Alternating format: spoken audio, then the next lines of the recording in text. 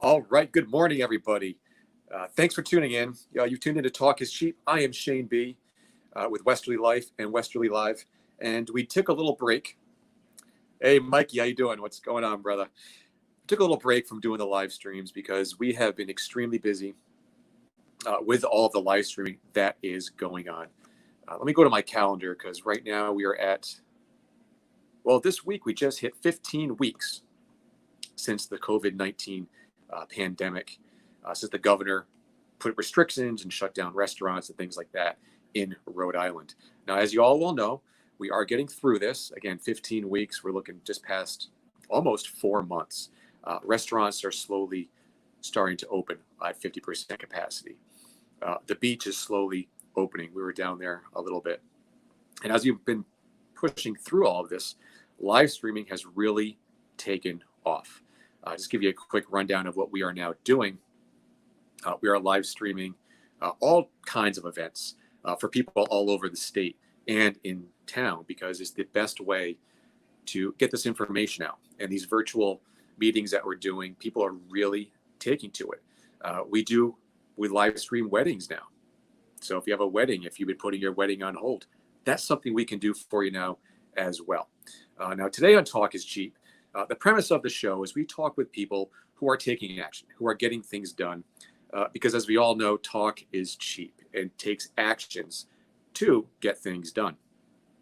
So that is what we're doing here at Westerly Life.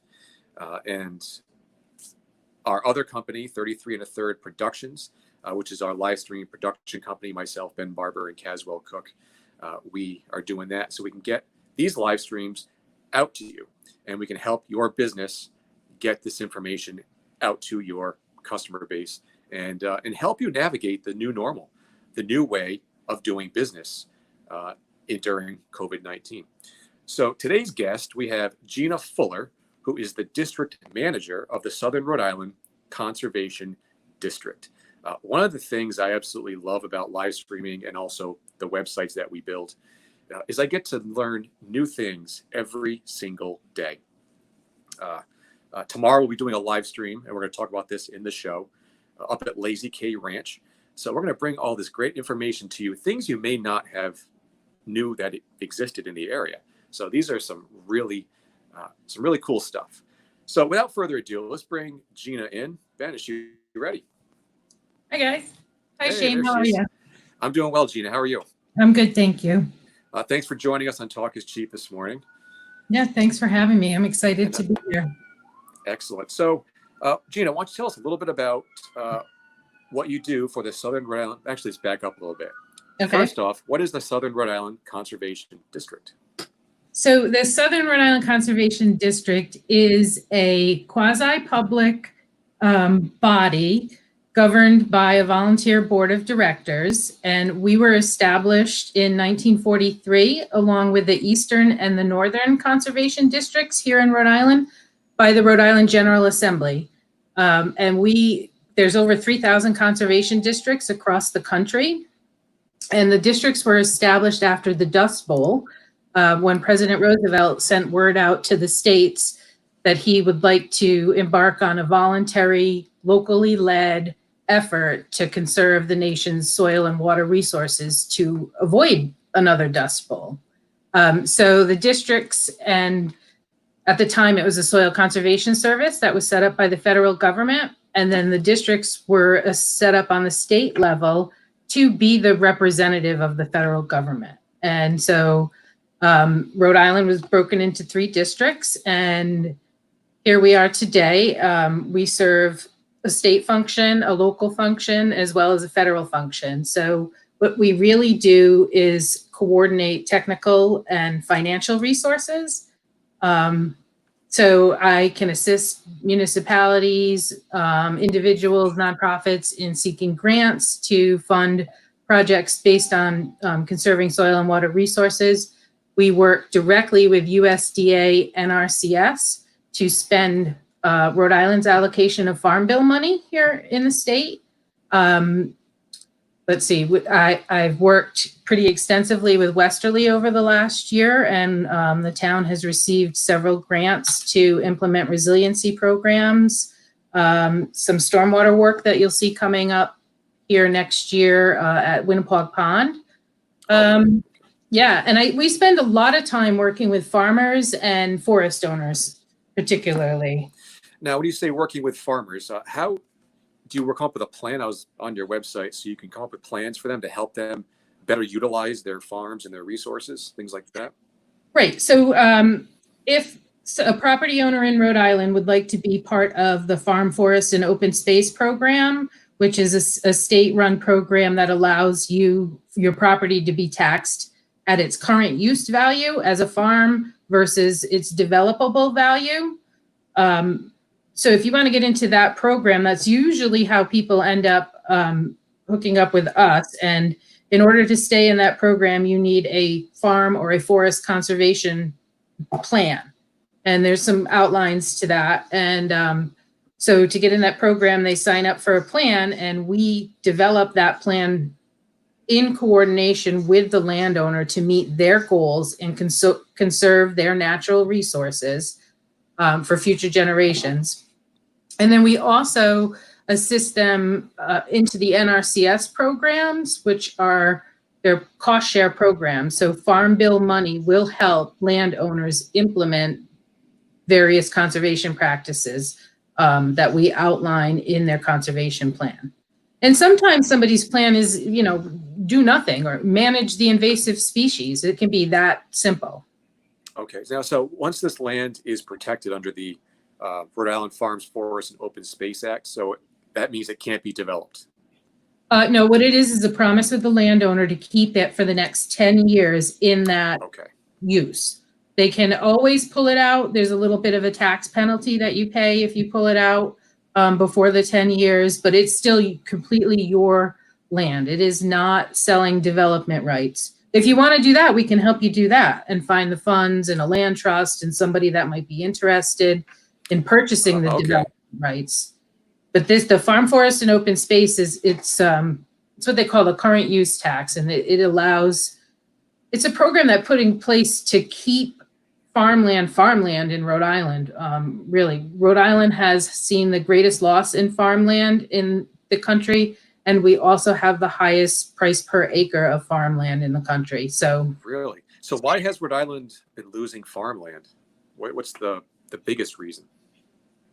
Because we have such limited land and beautiful place to live and be, and oftentimes, farming is not. You don't make millions being a farmer, Right. So when the older farmers, are ready to retire, sometimes the family doesn't want to take it, or there isn't someone, and it gets sold to development. And there's plenty of examples around where you can see various old farmlands that have been turned into subdivisions. We're fortunate here in Westerly that we've had great things like the Westerly Land Trust, the Weequahic Foundation, and others who recognized early on it was important to put many pieces of property, farmlands, under conservation easement. So, you'll never see the Pansera farm getting developed, or but there's various Pansera farms and Manfredi farms. Right, I grew up right in that area, So I can't remember the number off the top of my head, but it's something like 38% of Westerly is protected in perpetuity, will never be developed. Well, that's great. Especially now with this farm to table movement and people wanting to eat as much local produce and meat as they possibly can. It's a great thing, protecting. It is, and I'm glad you mentioned that. I'm really excited about that right now. Food resiliency is something that is part of what we do. We've got to support our farmers. Food resiliency for me, please. Excuse me? Food resiliency. Can you explain that for me, please?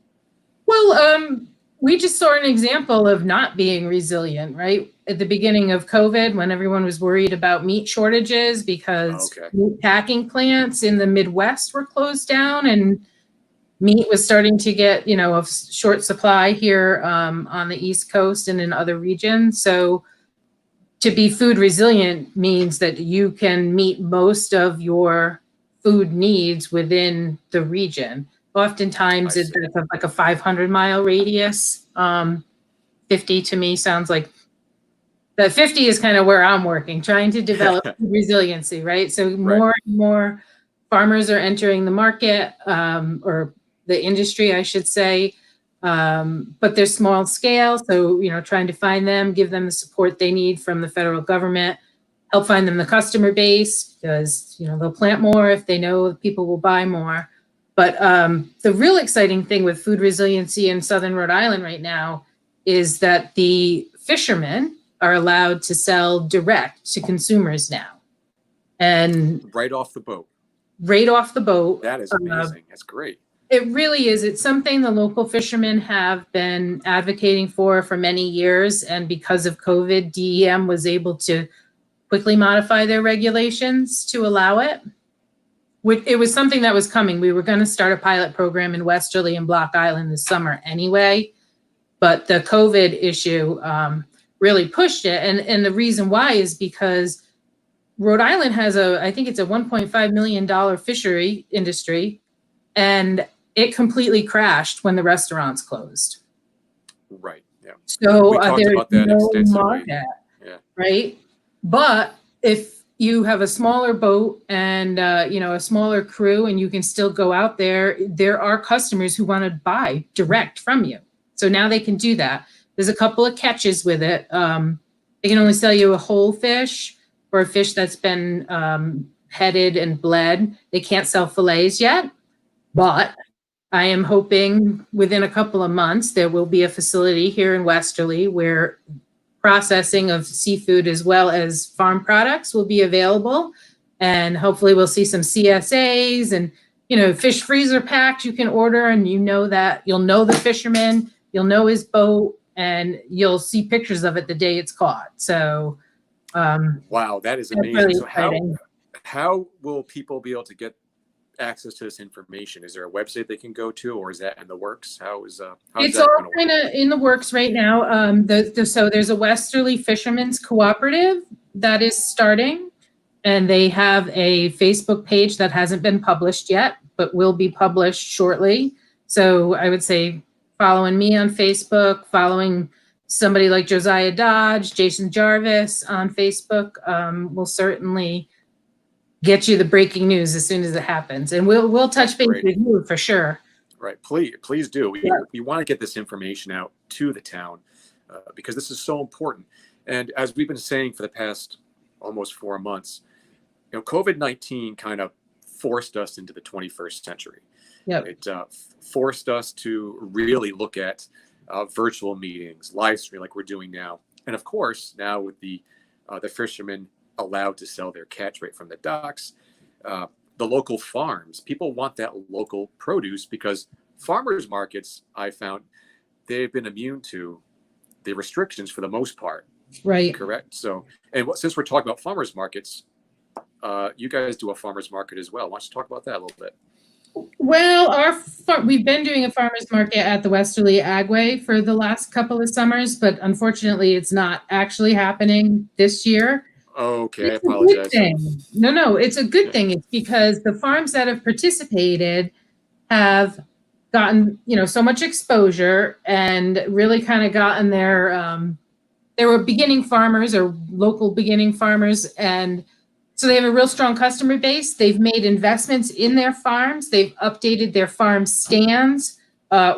Simplicity Farm was one of them over on Tom Quag Road off of 216 in Bradford. So she's doing delivery now, as well as she's got a new farm stand, added a new high tunnel. And then of course, West Farm Organics was another one of our anchor farms. And he's on Springbrook Road in Westerly, just very close to Westerly Packing. I know exactly where that farm is, yeah. He added a high tunnel.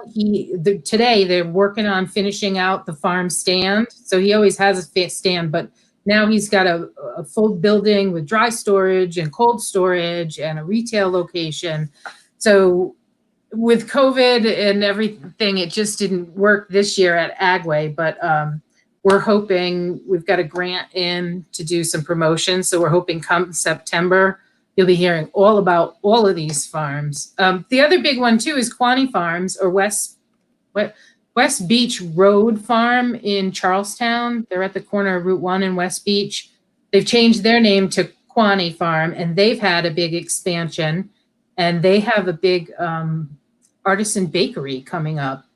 Probably, I think by next September, they'll have a year-round indoor retail facility as well as an artisanal bakery on site right in Charleston on Route 1. So, wow, this is great. yeah, there was so much going on. Everybody was like, oh, I don't know if I can really do Agway. Just tell them to come to the farm. So they can go directly to the farm. They know exactly where their produce and everything else that they're selling is coming from.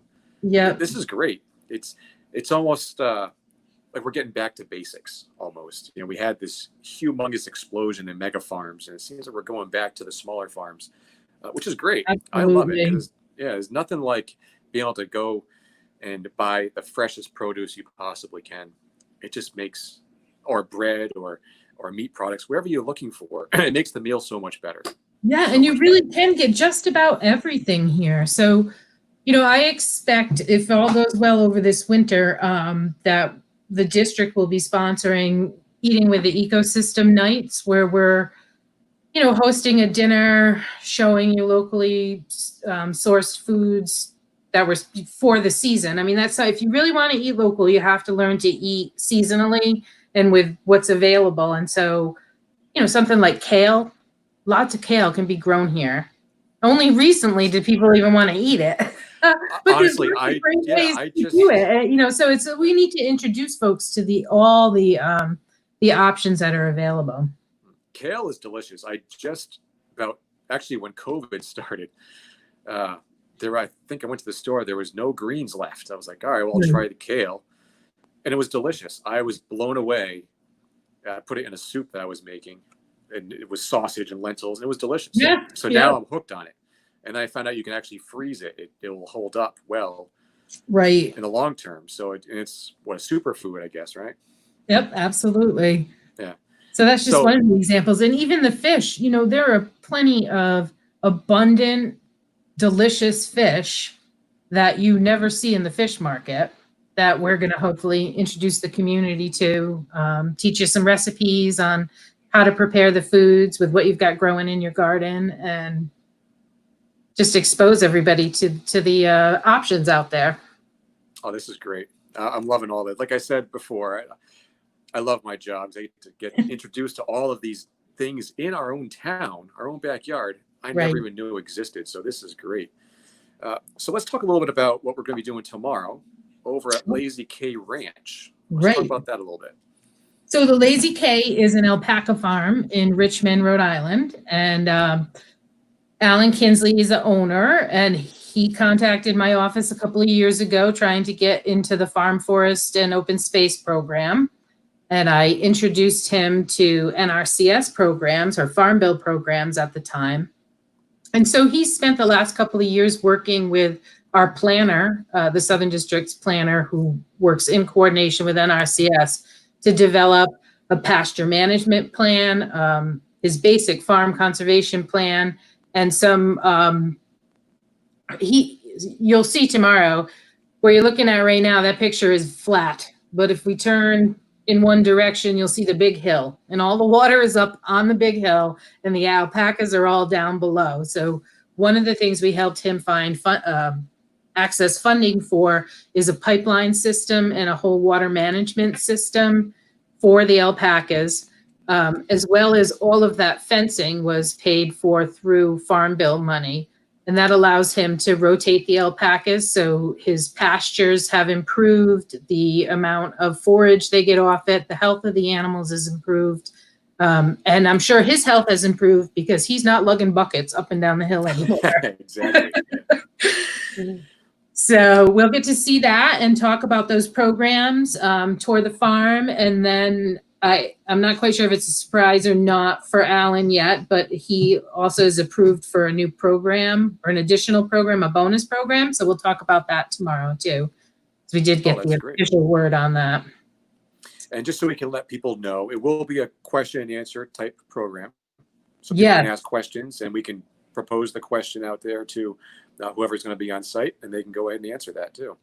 Yep, absolutely. So and this is something. Sorry, well, this is something, these farm tours are something the district has a contract with NRCS to do. So quarterly, at least quarterly, we hold something like this. And I'm really excited to be working with you and Ben and have the opportunity to record these things. Because oftentimes the farmers in the Southern District work full-time jobs in addition to farming, and they have difficulty making it to some of these meetings. So to be able to record them and have somebody view them later is really exciting to me. Will allow us to provide even more technical assistance to folks. So thank you. Yeah. Oh, you're very welcome. And we're happy. We love doing these. It's a lot of fun. And again, it gets that information out to people, Right. especially now when this technology was only available up until about maybe 5 or 6 years ago to people with lots of money. And Right. now that is trickling down. It's more cost effective now than it used to be. So it's a lot easier to reach the customer base and let people know exactly what's going on. So it's a lot of fun. We enjoy doing Right. it.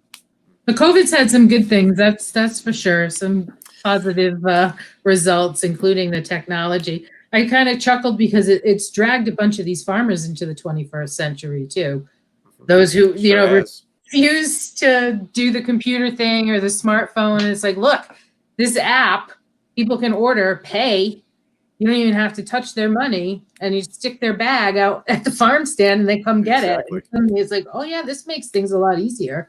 Right. It's the fear of the unknown. Is that taking that first step for a lot of people? It can be scary. It really can. But once you go through the process, you realize, oh wow, this is actually not that bad. Before you know it, here we go. You're a pro, just like we're all Zoom pros now. Exactly. I was just reading. They're one of the most valuable companies right now in the U.S. Zoom. I believe it. We managed to get my in-laws in Iowa on a Kindle on Zoom, so now they can see their grandchildren. Oh, that's great. And they're probably using it for everything now, too, because once you take that first step, you keep learning and you want to learn more. We're hoping that's where it goes. Right. I know. Well, this is excellent. Oh, and speaking of the alpacas, I met them at the farmers market last year, the Westerly Land Trust one they do down here at the skating rink. Yeah. I bought a pair of socks. I believe it was Lazy K. Are they the only alpaca ranch? Or yeah, but I don't think you saw them there. I think you saw them at the 350th Old Timey Fair, because that's where I ran into them, in the park. Oh, okay. That could have been it then. So I remember buying a pair of alpaca socks, and they're so comfortable. They are. They have great hats, mittens, scarves. And we can take a tour through his little retail shop he's got there too. Folks can stop in and buy stuff at the farm, in addition to finding him. I think he's mostly at the South Kingstown Farmers Market, and then he does coastal growers in the wintertime. This is great. So, and of course, the internet now helping the farmers as well, because they have we have a question here from Janet in the city. How do we follow Gina? You can follow the district on Facebook. I don't know if you really want to follow me. Is kind of scary, right, Shane?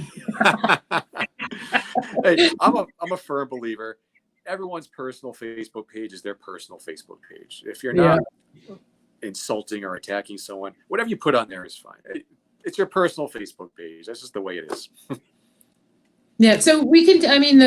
I have a website. So www.sricd.org. And then you can find the Southern Rhode Island Conservation District on Facebook. We haven't moved to Twitter yet. I moved to where? I'm sorry. Twitter. We don't do that. Twitter. Yeah, I'm not big on Twitter myself. It's there's so many different social media platforms now. We got to pick and choose which ones we're going to be on. Exactly. And the district has we have an email list. We don't email that often, maybe once a month or when there's something special coming on. So from the website, you can see how to sign up for that, and we'll get you on the emailing list. Perfect. That's great.